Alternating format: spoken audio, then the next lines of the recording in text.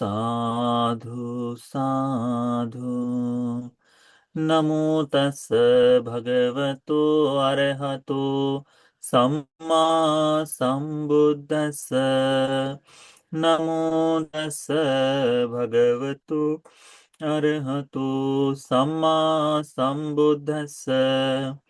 नमो तस् भगवतो अरहतो सम्मा संबुद्धस्स।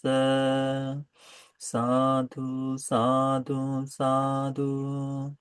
पूजनीय कल्याण मित्र, हमारे गुरु भंते जी को हमारा प्रणाम है। साधु साधु साधु। श्रद्धावान उपासक उपासिकागण, हम लोग अभ्यास कर रहे हैं संयुक्त निकाय का। इस संयुक्त निकाय में विभिन्न सूत्रों का, विभिन्न वर्गों का हम लोग अभ्यास कर रहे हैं, जिसमें हमने धातुओं के बारे में सीखा, जिसके हमने संसार के दीर्घ काल के गमन के बारे में सीखा, जिसमें हमने अनित्य दुख अनात्म इसको देखने वाले संयुक्त को भी देखा, है ना। तो अलग अलग तरीके से हम लोग धर्म के सभी आयामों का अभ्यास कर रहे हैं। अब इस सप्ताह हम लोग लक्षण संयुक्त का अभ्यास कर रहे हैं, यानी लक्षण नाम के भंते जी जो है, लक्षण नाम के भंते जी के सम्मुख, लक्कन नाम के भंते जी को स्मरण होने वाले सूत्र को, उनको याद जो रहा है, उसकी इन धर्मों का हम लोग अभ्यास कर रहे हैं। तो लक्षण संयुक्त में, लक्षण संयुक्त के दूसरे वर्ग का तीसरा सूत्र है निच्छवि सूत्र। ये हमने पहले भी निच्छवि एक बार सुना है, पर वैसा ही ये सूत्र दूसरा है, निच्छवि सूत्र।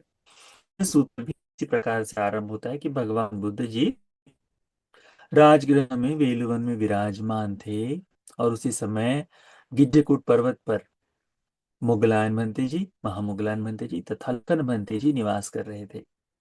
निवास करते हुए उनके मुगलायन भंते जी लक्कन भंते जी के पास गए, जाकर कहा कि महामुगलायन भंते जी ने लक्कन भंते जी के पास जाकर कहा कि लक्कन, हम लोग पिंडपात के लिए आज राजगृह नगर चलते हैं। ठीक है। तो पात्र चीवर लेकर दोनों ही भिक्षु जब गिज्जकूट पर्वत से नीचे उतर रहे थे, तो नीचे उतरते समय महामोगलायन भंते जी किसी एक देश की दिशा की ओर देखकर, आकाश की ओर देखकर मुस्कुराए, और मुस्कुराने का कारण लक्कन भंते जी ने उनसे पूछा कि महामोगलायन, क्या कारण है कि आपने स्मित हास्य प्रकट किया है। तो कहते हैं कि ये लखन, ये है अकालो लक आयस्मा लखन। इस प्रश्न को पूछने के लिए ये उचित काल नहीं है, अकाल है करके पूछते हैं। जब हम भगवान के सम्मुख हो, या फिर जब मैं भगवान के सम्मुख हो, तब इस प्रश्न को पूछना करके। तो यह कहकर लखन बनते तथा मुगलायन बनते राजगृह में भिक्षा के लिए चले गए। भिक्षा को जाने के बाद, भिक्षा संपूर्ण होने के पश्चात, भोजन ग्रहण करने के बाद भगवान के पास मिलने के लिए राजगृह में वेलुवन में गए दोनों ही बनते। जाकर भगवान बुद्ध जी को नमन किया, नमन कर कर फिर एक और बैठ गए।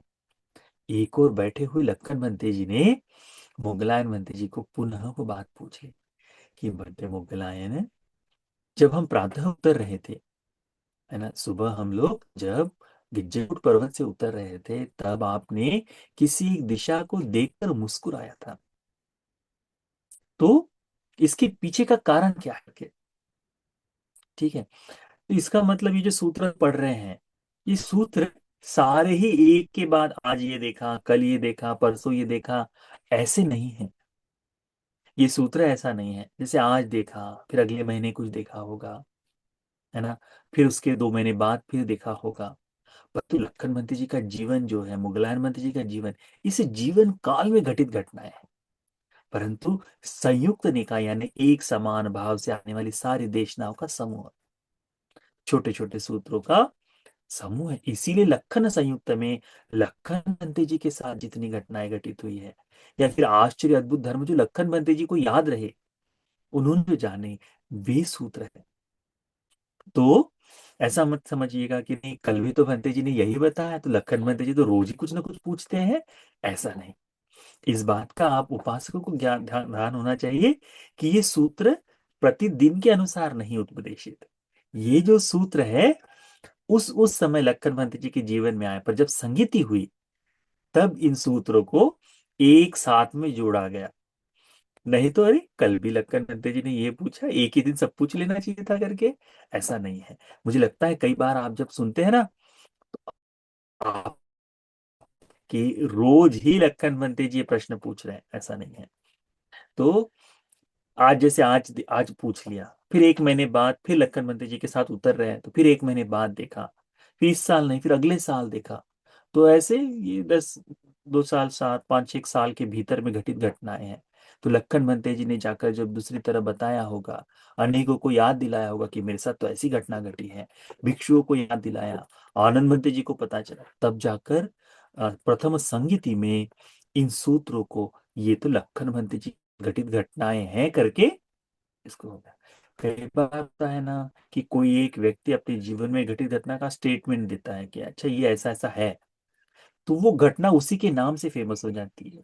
सुत्त पिटक में अनेकों बार ऐसा ही है कि ये घटनाएं लक्कन मंत्री जी ने पूछे हुए प्रश्न के कारण है, इसीलिए लक्कन संयुक्त का भाग है। इस बात को भी ध्यान में रखिएगा। ठीक है। तो जब मुगलान बंती जी को पूछते कि बनते, आपने जब ऊपर से हम लोग जब पहाड़ से उतर रहे थे तो आपने जो मुस्कुराया और जो मुझे कहा था कि भगवान के सम्मुख रहते समय पूछना, तो मैं पूछ रहा हूँ। तो ग्लैनमती जी ने बताया कि इधाउ सो इदाहं आउ सो गिज्जकूटा पर्वत आरोहण, तो जब मैं गिज्जकूट पर्वत से नीचे उतर रहा था तब मैंने देखा अदसंग इच्छविंग इत्थि वोहासंग वेहासंग गच्छन्ति, एक नग्न स्त्री आकाश मार्ग से जा रहे थे। वस्त्र नहीं थे, नग्न अवस्था में आकाश मार्ग पर जा रही थी। वो कहते हैं ये जो आकाश मार्ग से जाने वाली स्त्री है, इस स्त्री को गिद्धों के द्वारा खाया जा रहा था। इस स्त्री को गिद्धों के द्वारा खाया जा रहा था, कौवों के द्वारा खाया जा रहा था, चील के द्वारा खाया जा सकता। ये जो ये है, ये मांस भक्षी जीव आकर के शरीर को नोच रहे थे, है ना। अब हमारे वस्त्र किस लिए होते हैं कि किसी न किसी सुरक्षा के लिए होते हैं। और इन इन इनके पंजे से बड़े तेज होते हैं, है ना। आप सोचिए कि नग्न शरीर है, खुले आसमान में घूम रहा है, कहाँ कहाँ से पंजों से नोचा जा रहा है, चोंच से मांस मांस निकाला जा रहा है। ठीक है। तो कहते हैं ये जो तमेन गिज्झापि काकापि कुललापि अनुपतित्वा अनुपतित्वा वितच्छेन्ति विराजेन्ति, आकर उसको नोच नोच कर खा रहे हैं। सा सुदंग अट्ठसरंग करोति, और इस कारण से तीव्र वेदना से वह रो रही है, चिल्ला रही है, आक्रोश कर रही है। कौन कर रही है? स्त्री कर रही है। इसमें कर्म विपाक में क्या है? स्त्री का कर्म है ना। तो ये बात मैंने देखी और मुझे बड़ा आश्चर्य हुआ, मुझे अद्भुत लगा कि ऐसे भी प्रकार के जन्म होते हैं। क्या कोई ऐसा भी व्यक्ति जन्म लेता है कर्म से? क्या इस प्रकार का भी सत्य अमनुष्य लोग भी जन्म लेते हैं? क्योंकि प्रेत भी अमनुष्य में ही आते हैं। मनुष्य जो न हो वो सभी सत्वान मनुष्य, तो ऐसे भी अमनुष्यों में जन्म लेते हैं। ये तो बड़ा अद्भुत है। यक्षलोक का जन्म है। तो कहते हैं कि इतना अद्भुत। भगवान बुद्ध जी कहते हैं भिक्षुओं, मैंने भी इस सत्व को इससे पहले देखा है जब मैं बोधि मंडप पर था। अब भगवान तो गिज्जकूट पर अनेकों वर्ष रहे, आना जाना करते रहे, तो तब भी भगवान की आंखों से तो कुछ भी नहीं छुपता था, सब कुछ देख लेते थे। तो अनेकों बार इन सत्वों को देखा है, अनेकों बार। और भगवान तो सटीक कर्म का फल, सटीक कर्म जो है ये बता देते। आप देखिए राजा बिंबिसार को, राजा पसंदी को इस प्रकार का प्रश्न पढ़ा था रात्रि के समय में, बड़े से सु स आदि आवाजें आई थी, अनेकों ने बताया ये तो इस तरह का है, पर भगवान ने कहा नहीं, ये जो है ये तो उसके कर्मों के विपाक के स्वरूप, उसके न्यातियों का है, पुण्य के लिए आ रहा है। जो बात सुनी थी उसको जानने के लिए। तो कहते हैं ये जैसे बताए वैसे ही इनका भी, इन जीवों का भी भगवान कर्म जानते हैं, कर्म विपाक जानते हैं। भगवान बुद्ध जी कहते हैं ऐसा भिक्खवे इत्थि, भिक्षुओं ये जो स्त्री है, इमस्मिन् एव राजगहे अतिचारणी अहोसी, ये जो स्त्री है अतिचारिणी, यानी स्त्री धर्म से बहुत आगे जाकर अन्य पुरुषों को अपनी ओर आकर्षित कराने के लिए, अपने राग में फंसाने के लिए, व्यभिचार धर्म से, व्यभिचार का कर्म जो कहते हैं ना, पर स्त्री गमन जिसको कहते हैं, पर पुरुष गमन, ऐसा कर्म करने वाली स्त्री भी कहते हैं।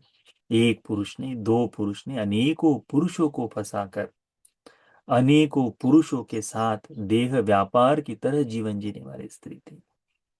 जिस कर्म के कारण, यानी दूसरों को रिझाने का काम, अपना शरीर शरीर को प्रकट कर कर दूसरे पुरुषों को अपनी ओर खींचने के लिए, अपनी ओर आने के लिए, अभिरति के लिए, अभिरमन के लिए प्रयुक्त कराती थी, यानी दूसरों को मोहित करने का काम। आपने देखा होगा आज भी वर्तमान में है, अनेकों बार जानबूझकर करती है, अन्यथा बिना जाने हुए भी कई स्त्रियां इस तरह से काम करती हैं। बहुत ही अधिक न चाहते हुए बहुत अधिक समीप पर आकर खड़ी हो जाएगी, कोई रिश्ता नहीं, पर वो कि नहीं, उस तरह का भाव, तो बहुत नजदीक समीप आकर खड़ी हो जाएगी। उसके बाद अपने शरीर से ऐसी क्रियाएं करते रहेगी कि पुरुष का मन आकृष्ट हो जाए। अनेकों बार अभी तो इतनी स्थिति इतनी खराब हो चुकी है, इसीलिए बुद्ध शासन में जो कुछ स्त्री पुरुष है संपूर्णतः एक पत्नीव्रता एक पतिव्रता की तरह जीवन जिए तो श्रेष्ठ है, अन्यथा विनाश ही विनाश। तो यहां कहते हैं, भगवान बताते हैं कि वो स्त्री जो है वह अतिचारिणी थी, पर पुरुषों के साथ अधिक अमीर रमन के लिए प्रयुक्त रहा करती थी। इसके कर्म विपाक स्वरूप, इस कर्म के कारण अनेक वर्ष, अनेक सौ वर्ष, अनेक हजार वर्ष, लाख वर्ष वह निरय में दुख भोगते हुए आए थे। किस जन्म में? स्त्री जन्म मिला है, स्त्री जन्म में ही वहां से मरकर, वहां से खत्म कर कर जो कर्म का अवशेष भाग है, उस कर्म भाग के स्वरूप से यहां उत्पन्न हुए और यहां इस तरह से प्रेत लोक में दुख भोग रही है। अब सोच कर देखो, व्यभिचार का कर्म कितना आनंददायी देता है। करते समय जो व्यभिचारी है उसे कभी, हाँ, किसी को पता चल जाए बस उतनी ही लज्जा होती है, अन्यथा किसी चीज के लिए।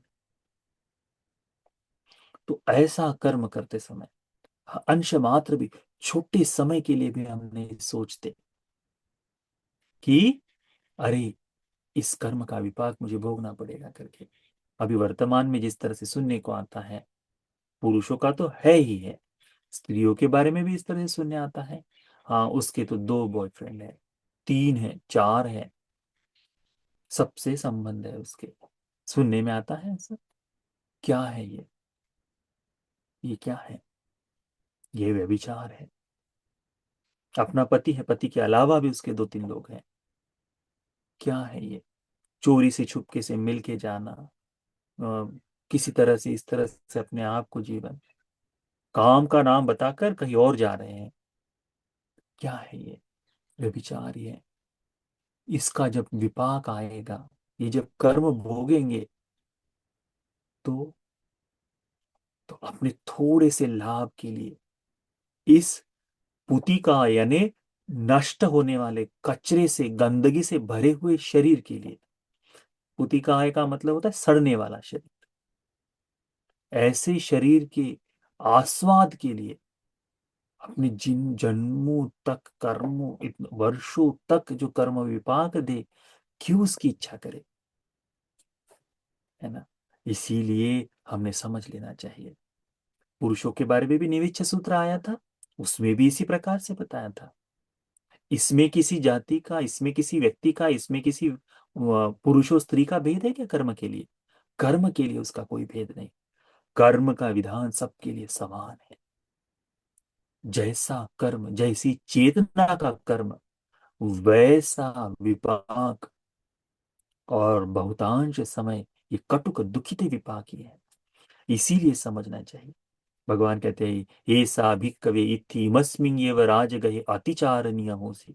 ये जो स्त्री है इस राजगृह में व्यभिचारी, वेश्या प्रवृत्ति से जीवन जीने वाले स्त्री थी कहते हैं।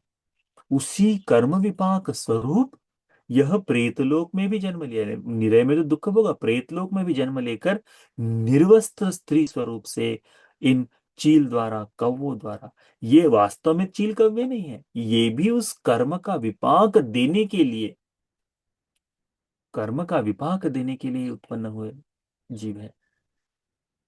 तो इसको हमने जानना चाहिए।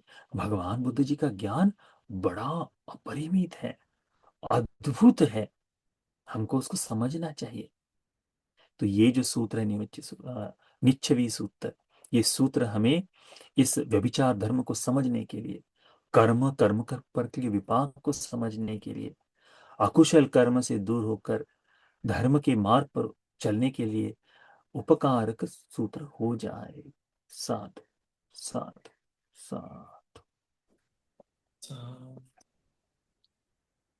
सा- सा- इसमें जो चार सूत्र है अभी आने वाले, ये सारे सूत्र कर्म स्त्री कर्म के ऊपर हैं। हम चाहते तो एक ही दिन में इन सारे सूत्रों को बोल देते, ठीक है, परंतु इसको जब शॉर्ट करके काट पीट करके तुम जब लगाओगे ना, तो ये 10 मिनट की, 12 मिनट की देशनाएं हैं। तो प्रत्येक हर एक देशना को सुनने के लिए आपको सुनना पड़ेगा, तो बहुत अच्छा रहेगा, ठीक है। तो जितना पुण्य हम लोगों ने धर्म देशना से शील ग्रहण करके, ध्यान साधना करके, धर्म देशना श्रवण करके, धर्म का उपदेश देकर, बुद्धवाणी का पाठ कर कर जितना पुण्य संचित किया है, वो सारा पुण्य, सभी पुण्य का एक देवताओं को मिले, इष्ट देवताओं को मिले। ये सारा पुण्य उन्हें धर्म के बोध के लिए उपकारी हो जाए। साधु साधु साधु। किया हुआ सारा अपने सभी कालातीत ज्ञातियों को मिले, सभी ज्ञातियों का परलोक का जीवन सुख से सुखमय हो जाए, संसार दुख से मुक्ति का भाग्य मिल जाए। साधु साधु साधु।